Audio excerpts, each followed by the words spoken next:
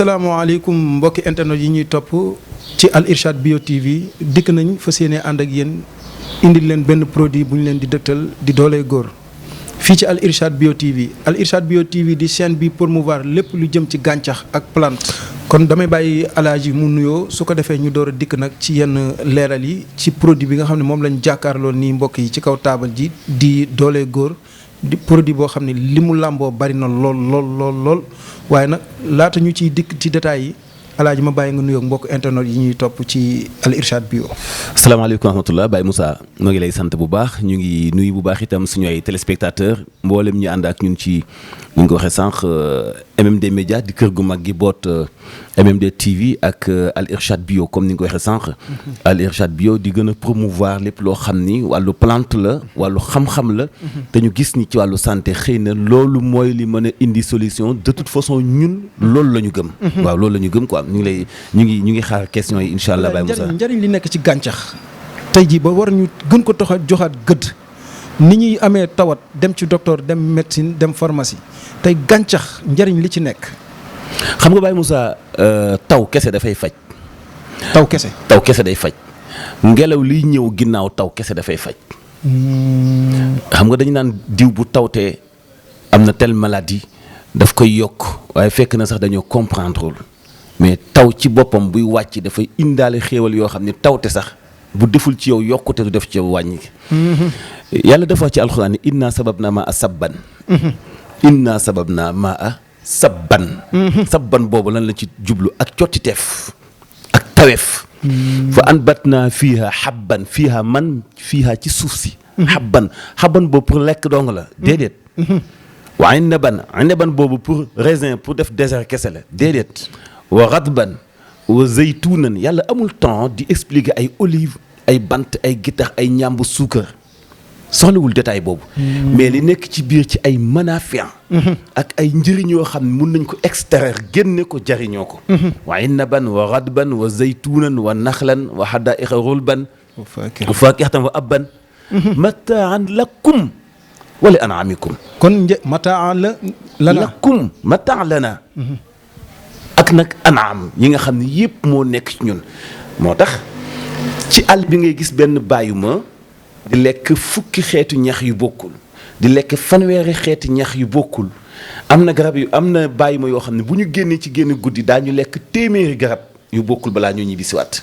moo tax ci bàyyuma yi toujours yàlla daf ci wane ay kéemaan dañuy man lu nit manul ndax li ñuy jëfandikoo li yàlla dong bind muy bio bi muy nature bi. bàyyi mu mënta togg ceeb mënta def leneen li yàlla bind dong ci lay lekk. moo tax ñun bu ñu doyloo muy bio li ñu gëm yàlla wàcce ko pour ñun mu nekk ay garab pour ñun dina bëri xeetu tawat yu ñuy dal tey mun na wàññeeku. léegi nag ñun comme ci milieu communication la ñu nekk ñu fréquenté bu bëri ñi nga xam ne dañu am xam-xam. di yëngatu ci wàllu bio ku ci mel ni sëñ Gora Seye moom lay cité. parce que dama def ak moom ay cours yu yaatoo ci wàllu bio ci wàllu garab ak àll bi. ma jàpp ni lii dañ ko war a génne ñëpp jariñoo ko. lu ñu ci mën a xalaat ñu xalaat ko ci génn ko nit ñi jariñoo ko lu ñu ci mën a forcer nit ñi ñu forcer ko loolu nag. dafay dox ak ni jamonoy doxee. moo tax ci suñu société ñu taxawul benn label bu tudd Al Irshad Bio. c'est vrai que am na benn chaîne YouTube mais li ñu ci gën a amal solo mooy Al Irshad Bio benn structure de distribution la. boo xam ne dafay jaay ay médicaments bio wala yeneen yoo xam ni dafay nekk lu naturel nit ñi mën ko jariñoo fan yii la paase ñu ngi fi doon jaay li ñuy wax huile Balenix Egyptiaca. mooy diwu sump te diwu sump xam nga ni kudd suba kudd ngoon mag bu koy def moo xam ci fonde nga koy def wala laax ay xeetu reflux gastrique ak yeneen xeetu feebar yu bëri du la dal. ku nekk xam nga ni huile sump anti-vieillissement la. ku nekk xam nga ni feebaru bopp yu bëri yi tax karaw mënta màgg diw sump daf koy dindi. sans compter ni mu baaxee ci wàllu massage. léegi nag yooyu ñu bëri xamuñu ko mais ñun dañuy forcer di ko proposer nit ñi ndax bëgg ñu découvrir ko. dëgg la ñu découvrir ko man ci fajal seen bopp ci xeetu tawat yu bëri. dëgg la lii nekk suñu kanam ni Moussa. ñu koy wax doole góor. liñ ci jublu juste mooy dañu toll ci jamono joo xam ni ñëpp a ngi koy wax maladie yi dafa bëri ci wàllu góor ñi.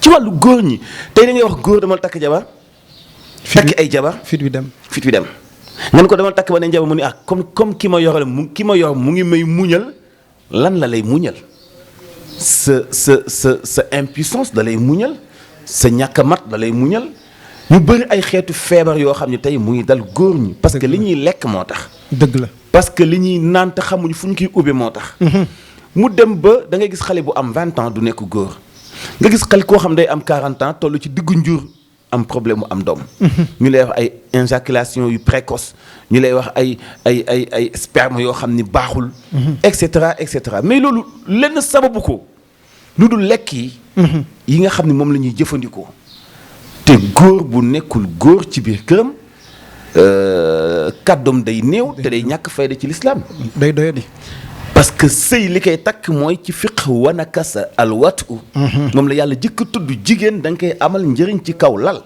alwatu al nafaq al sukna al kiswa da ngay mën a sëy ak moom ci kaw lal bi da nga koy dëkkoo da nga koy jox dépense da nga koy wodd ñeent yooyu bu matul l'islam teggi na la yor jabar parce que matatoo ko dëgg la léegi bu ñu demee ba gis ni nag ñi néew doole dafa bëri ñu liggéey ak ay boroomi xam-xam ñoo xam ni ñun la ñu xam ñoom la ñu xam ñu dajale lépp defar benn médicament boo xam ni poudre lay nekk ci traitement nga koy def pot bi di jar 10 000 francs mais Alaaji balaa ngay jàll ngir gën a sensibiliser rek jàngoro des koy weer wala du wér te jàngoro ji dafa doon jàngoro yu sutura ba bëri na ñoo xam ne bu leen dalee dañuy am complexe jóg dem ci ñenn ñi gëmatuñ sax ndax utiliser nañ produit bu nekk ba gëmatuñ sax loo leen di proposer mais pour rassurer ni lii yemul ci wàllu kàttan kese ma bàyyi nga wéy ci fi nga toll dafay dimbali nit ci wàllu prostate dafay dimbali nit ci wàllu nga am appétit nga mën a lekk bu baax dafay tax nit ki deretam di circuler bu baax ngi am cawarte day tax nit ki gën a sawar te ay bio la am na ay poivre am na jinjeer am na yeneen xeeti reen yi ci nekk am na caxat et cetera dañu ko xalaat ay borom xam-xam jàngat ko gëstu ko essayé waat ko ba am ci itam expérience am na yeneen xeetu garab yu ci nekk mel ni am na keng am na bàcc coor ba noppi itam am na ci wàllu mystique loo xam ni ay xeeru dënu la ñu koy defaree donc lu ñu def la loo xam dafa ànd ak non seulement plante bi mais ak mystique yi nga xam ni moom la mag ñi doon jëfandikoo ni ki démb avantage bi mooy boo jëlee pot bi benn kuddu café ngay def le matin bëccëg ak ngoon moo xam ataaya la moo xam meew la moo xam da nga defar sa benn verre Lipton nga defar ko nga naan ko mais même bu la neexee mën nga jël benn kuddu rek nga sex noonu nga mëq jàllale noonu donc dafay ànd ak yow benn traitement parce que Moussa man nee naa góomu aphrodisiaque dafay gaañ nit parce que nit ki bu ubbee ay faisceaux wala veine yi deret bi daw bu baax di daw loo xam ni xol bi antanu ko bu sëyee ba noppi di apat di waaj a fat c'est pas important nañ bàyyi di def loo xam ni naturelul dëgg la moment bi nga waxee naturel lii avantage bi mooy traitement lay nekk yow da nga koy jël par jour ngay gis amélioration bi nekk ci yow par jour donc loolu nekk lu am solo ñu liggéey ci ak ay boroomi xam-xam par exemple Al Irshad bi wax naa la sànq ni la distribution la am na benn sunguf boo xam ni sëñ Gora Seye moo koy defar lii bio Kenya la moom cabinet bio Kenya la tudd dëgg la lii nii Baye Moussa tey boo ci amoon ñett ba ñeent nga am jigéen bu xiibon boo xam ne mënut a màgg nga ko ciy jox mu koy togg ruy di ko naan pot bi mën na ko naan xëy na 4-5 jours wala tout dépend ci li mu bëgg a naan comme ruy sungufu dugub la mais dañ ci defaawaale ay ferñeent yoo xamante ni bi jigéen mun ci naan mukk topp traitement 4-5 mois te melul nu ko neex te du pata forme bu rafet lay am comme coca waaw comme taille coca lay am c'est-à-dire forme bi góor gën a bëgg ci jigéen te mu gënal jigéen ñi moom la bio Kenya bi def jigéen lu mu xiibon dugub bi dañ ci def ay ferñeent yoo xam ni bari na ay yeneen garab yu ñu ci def te lépp dafa naturel kon mbokk yi nepp ci la bokk yéen soxna yi rawatina yéen borom kër yi nga xam ne da ngeen a am seen soxna mu xiibon wala ngeen am seen jigéen joo xam ne xemem ngeen ko su ngeen sañoon mu mel na leen gënal noo xam ne boo génnee doo xool keneen déggoo li ma la wax lu naturel a ngi lu amul effet secondaire jigéen ñi nag conseil bi ma leen di gën a laabire mooy bàyyi leen comprimé yi. wala yeneen doom yi ngeen di jël ngir am forme wala ngir am yaram wala ngir leqale ko déedéet lépp loo gis sama borom sàkkul dara ci nen.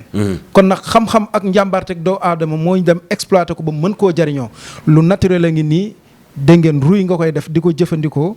su boobaa da nga mel ni nga xam ni moo la gënal. te doo am dara lu la ciy gaañ alaaji ma bàyyi nga wéy fi nga toog. dafa am solo lii nii donc lii pour jigéen ñoom ñoo ko moom. bio Kenya bu sëñ Gora Seye benn cabinet la boo xam moom itam mu ngi def ay jéego yu am solo ci wàllu bio. gis nga saabu bi bio Kenya moo koy defal sëñ Gora Seye saabu bi c'est à la base de ngigis. dafa am acide bu ñuy wax élagique. c'est-à-dire dafay ubbi yaramu nit ba nga xam ni ay feebar yu bëri yoo xam mënoon na la indil ngay wala ngay am ay picc yoo xam ni doo xam nu mu mel wala sa der di ras di bàyyi nga ku la gis foog ni yow màgget nga te fekk na sax amugoo 40 ans saabu bii daf koy dindi ci bu gaaw a gaaw parce que acide bi nga xam ni moom lañ ko composé ci à la base de ngigis lañ ko defaree ngigis. garabu ngigis lañ ko defaree. ngigis gi nga xam ne xas meeg yooyu dañuy faj leneen waaw bii sëñ Gora mi ngi ko defaree ci base sidéem parce que dafa am acide hyaluronique moo xanaa lu mu fekk ci yaram bi da koy cuuj mu dem. anti-vieillissement la. c'est-à-dire que doo am jib doo am ay reew surtout jigéen ñi nga xam dañuy reew doo ci sangoo ñaar wala ñetti pot te reew yi dañul ba maasaloo ensuite dafa am acide hyaluronique ñëpp xam nañu ko. sëñ Gora daf koy wax chaque jour day am ñoo xam dañuy dem ba bitim réew di piqûre ji uniquement acide boobu pour mën a beesaat moo tax souvent ñi xaw a am xaalis jékki-jékki ñëw bees. nga foog ni xëy na dañuy lekk seen xaalis wala yéen a ngi noos fekk na dañuy piqûre acide boobu alors que acide boobu am na ci suñu garab yi fii Sénégal comme sidéem. sëñ Gora dafay def composition am yeneen yi mu ciy defar ci savon bii nga xam ni. doo continuer di ko sangoo. kon jigéen ñi daan xeesal yàlla dogal ñu bàyyi ko seen yaram xaw a soppeeku bu ñu ko jëlee mën na leen delloo naturellement. am na 60 ans par exemple mu commencé di ras muy sangoo saabu bi après chaque jour buy tëdd mu maasee woo diw bi massage bii nii. mu def ko 2 mois boo ko gisaatee di nga foog ni kii dafa delluwaat nekk jeune parce que ñoom ñaar ñëpp suñ Gora li mu leen defaree ay acide hyaluronique la. donc day anti-vieillissement day tax sa der di ras nii di màgget du nekk. donc toujours dafay maintenir peau bi ni mu mel parce que day permettre der bi di dund ci deret ji ak stock bi nga xam ni moom la yaramu doomu aadama am ci acide hyaluronique boo jëmee mag. dafay commencer di wàññeeku mais daf lay permettre ngay rempliraat réserve boobu. nga xam ni toujours yow sa peau dafay nekk comme peau wu xale. du aaji ngay pikiru du aaji nga dama màgget wala dama ras. donc loolu mooy li différencier ñaari savon yi loolu la bii base bi nga gis la bii base bi sidéem la. beneen massage bi surtout pour mag la yow miy xale Baye Moussa massage bi. sëñ Gora moo ko defal tey boo sonnoon nga ñëw ñu massé la sa tànk du xoolal 5 minutes du ko am nga nelaw. te man defaruma ko sëñ Gora Seye moo ko defar donc man li tax ma nangu ñun Al Irshad distribution jël ko di ko distribuer parce que dañu ci am expérience benn dañu ci wóolu ki ko defar ñaar ñetteel bi kooku université la sëñ Gora Seye tey bu ñu demee ba bëgg bio ba découvrir bio ba naw bio moom moo tax ba tax na lépp lu jóge ci moom ñun dañ ci am confiance parce que daf ñuy wax essayer leen ñu essayer mais surtout nag Moussa lii nga xam ni mooy dooley góor xëy na boo nee nit ki kaay ma jaay la ko mun na am kersa yaa ko wax sànq. dañuy am kersa ci ni nangam moo leen dal. mais mën ngeen ñu woo ci 76. 168. 08 09. wala 70 628 80 80. dëgg la dinañu la ko jox ci secret discrètement. mais Moussa man maa lay assuré ni amul góor ak. feebar yu bëri yu koy dal ci xëy na sperme bu néew. sperme bu mënul produire. et cetera. doo ci consommer ñaar wala ñetti pot. dëgg la te amoo résultat boo xam ni. musul ko am. parce que lépp dafa naturel. li ma ci metti rek alaaji am na keroog suñu mbokk mu ñu àndaloon di réalisateur yoo xam ni pot biñ ci dajji woon da koo mos. te yàlla dogal mu doon célibataire waaye dootu ko dolli. dootu ko dolli parce que waaw avantage bi ci nekk mooy xam nga Moussa yenn saa yi dañuy wax coono ci wàllu sëy avantage bi nekk ci garab bi boo koy jël day def ci yow désir maanaam day def ci yow ngay am xemmemteef ngay am envie am sëy te sëy nag balaa muy baax ci góor wala jigéen nga am envie. donc day def ci yow cawaxte. avant muy def ci yow puissance wala force bi nga xam ni. wala dëgër laay gi nga xam ni moom la lay yokku dëgër laay yow muy góor. loolu c'est ça la réalité. donc loolu moo ñu ci intéressé. rawatina sax di sëy di yëg bànneex. waaw kay surtout loolu sëy di yëg bànneex te loolu moo gën a jafe. parce que dafay jouer waale ci sa yeneen organes yu bëri wax naa la boo koy jëfandikoo ay prostate. doo ko am yeneen xeetu feebaru góor yu bëri doo ko am. ensuite dafay dindi ci yow. Day wàññi ci yow ndoxum siti bu baax a baax parce que bëri na luy del góor. siti moo tax même fii ci kanam sax Moussa maa ngi waxtaan ak benn kilifa bu am xam-xam ci wàllu bio mu ngi may proposer. am na ay xob yoo xam ne incha allah du yàgg tuuti Al Irshad bio dina ñëw présenter leen ko. xeetu infusion lay nekk. ay xob lay doon yoo xam ni garab gu naturel lay doon dañuy dem ci garab gi witti ko indi ko def ko ay sachet jox leen ko nga nekk infusion nga togg ci Baye Moussa weer doo ko def. ci wàllu ndoxum siti lu dul ni dafay jeex takk. même bu fekkee dafa nekkoon góom am na poudre bu ñu koy booleel. boo xam ne en même temps ci garab bi lay jógee parce que doomu garab gi lay doon. boo koy diw ci góom bi sax dafay wér. Moussa plante yii ñu am Sénégal lépp mu ngi ci. man nag toujours damay wax ni lu bëri li tax ñu nangoo nekk benn agence de distribution di distribuer ay bio. dañ ciy sant bu baax suñu prof. sëñ Gora Seye mi nga xam ne vraiment.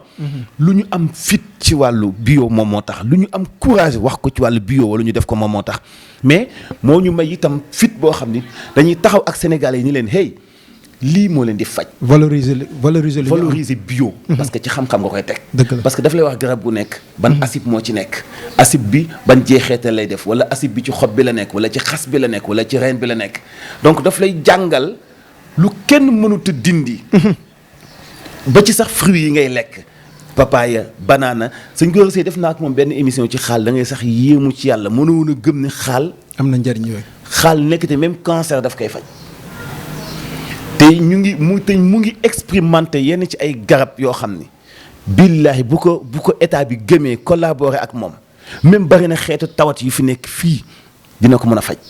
parce que li muy def ci ay gëstu. ci ak yeneen découverte yu muy def. faw état bi dimbali borom xam-xam yi dooleel bio te mel ni moom. incha allah vraiment loolu daal moo nekk. objectif wu Al Irshad bio. dëgg la du li doog moo fi nekk ci ay yu ñuy jaay ci xeetu sunguf bi wala savon bi wala lii di jàppale góor ci kaw lal wala huile Balanis Egyptiaca. am na. ñu ngi leen di waajal ay xobu alom. xam nga xobu alom dafay faj Alzheimer muy xeetu ndof googu. wala say gaaw fàtte aussi daf koy faj gaaw a naax daf koy faj donc même bu amee mag boo xam dafay naax bu gaaw ba dépassé boo koy defal infusion pendant 1 mois nga gis mu commencé changer nga koy waxtu du ko fàtte. ngay di wax ak yow te du dañ. te loolu ñu ngi ci liggéey ak sëñ Gora ci composition alom ak beneen xob boo xam ni ñun suñu yitte mooy. fexe ba kenn ku nekk li nga soxla ci wàllu bio. nga koy jot à temps. di ci faju à temps. ñu moytu ko tuuti chimique yi xam ni lépp ngi ci suñu nature bi. gën a yitteel nag El Hadji tey mooy bi ñu indi di doole góor ndax moom dama ñeewante sama moroomu ndaw ñi nga xam ne jamono ji jeunes yu bari gaare nañ. wala ñenn jeunes yi ñi ngi jëm ci gaare. kon nag garab gaa ngi nii li ma ci gën a intéressé mooy kuy lekk te du gaaw a rees. waaw surtout waaw loolu aussi. kuy lekk te du gaaw a rees booy mëq. tàmbalee géex. di digérer fi ci saa si. kon lu ñu tester la lu ñu utiliser la mos ko ba xam li muy saf. parce que Moussa boo stress day tax boo lekkee du rees te stress bi gën a métti ci góor mooy stress góor gu néew doole ci kaw lalam te bu xëyee du ko mën a nettali. kenn du ko te bu sukkandoo ak jabaram reer xam ni moom il est faible.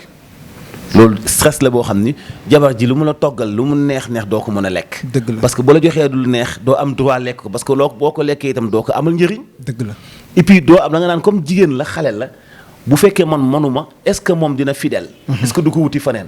donc yëpp bu dajaloo ci yow da ngay am stress dootoo mën a lekk. dëgg la donc lii dafay dindiwaale sax stress boobu ba nga xam ni. boo lekkee parce que li la doon stressé loo muy néew doole gi daf koy dindi. dëgg la waaw daf koy dindi. kon mbokk yi numéro yaa ngi noonu affiché ci suuf barre écran bi 70 628 80 80 70 628 80 80. ak 76 168. 08 09. dëgg la kon mbokk yi des na yeneen produit yoo xam ne Al Irshad Bio distribution dana leen ko indi dëgtal leen ko ci chaîne bii nga xam ne mooy Al Irshad Bio TV di promouvoir lépp lu jëm ci gàncax plante lu naturel nga xam ni sans effet secondaire des na yeneen ak yeneen ak yeneen alaaj ma bàyyi nga tàggatoo ak gars yi ñuy topp. ok ñu ngi lay sant bu baax Baye Moussa ci initiative bi ñu ngi sant bu baax mbokk yi ñuy topp ci MMD Média ak Al Irshad Bio. incha allah dañuy continuer di collaborer ak yéen ci lépp loo xamante ni bio la. ba ci ñeneen. li may wax ni ñun duñu ay tradipraticiens parce que jànguñu loolu. duñu ay ñoo xam dañuy jàng itam wàllu plante. même bu fekkee nag xëy na xam-xam bu ñu jombul la mën nañu ko gëstu. dëgg la mais nekkagul suñu idée. dëgg la moo tax dañuy ubbi suñu ay buntu collaborer ak képp koo xam ni. yow xool nañu ba xam ni yow garab yi nga am. wér na ci wàllu bio. wér na. te du def benn loraange. dëgg la ñu liggéey ak yow. distribuer la. fexe ba nit ñi jot si parce que li ñuy teel mooy Sénégalais yépp di fajoo bio. dëgg la ndax tawat ju nekk askan mu nekk la ngay dund ca suuf sa ngay dund tawat bu la fa dal la lay faj ma nga ca suuf soosu.